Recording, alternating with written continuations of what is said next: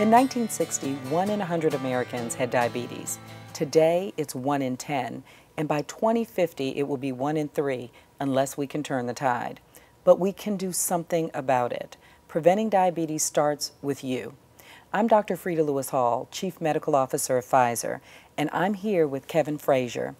Kevin, talk to me about how diabetes has affected your family. Yeah, my father, my uncle, my grandfather, all diabetics. My grandfather went blind eventually. My uncle lost his foot. My father's had a stroke. When did you first realize that your father and uncle and grandfather were affected by diabetes? You know, I remember my uncle going into a diabetic coma when I was like 10, and that first happened. He was rushed to the hospital, and I went to the hospital with my father, and they were explaining to me about diabetes and how it was affecting him and what he would have to do in the future. Now, what was interesting is we were sitting in the hospital and I'm getting this explanation, and my father got the same explanation, but clearly it didn't click in and he didn't listen. So have you talked to your father about this? What has he said about his diabetes and the way it's affected his life? At the time, he was hopeful that, you know, he would be able to recover and he'd get use of his limbs back and he would be able to go and golf. Even if it was limited,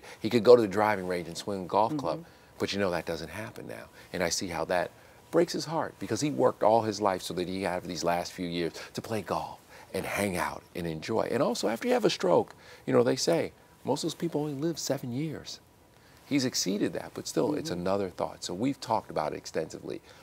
Managing your life. The better you do your management, the better off you are over time.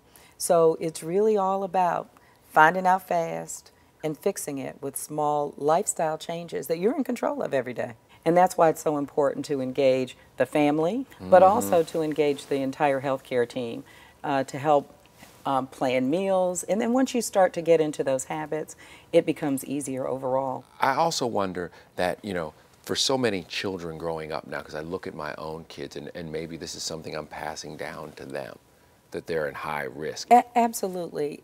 Around diabetes, it's not do as I say, not as I do, right? It is do as I say and do as I do, and to really have good habits for yourself that you're able to pass on to your children.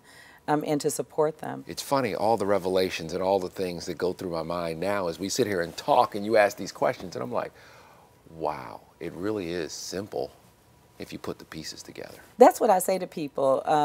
And one of the most pivotal moments for me was many years ago when I had done some work on television. We were doing a show on diabetes.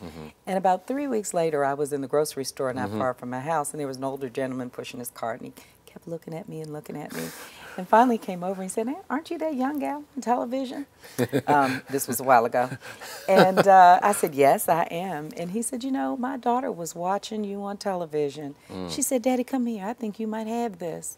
And sure enough, I had a touch of sugar. And I got chills because I thought to myself, he was my one who, if not for this little conversation, could have lost his legs or his eyes or his kidneys.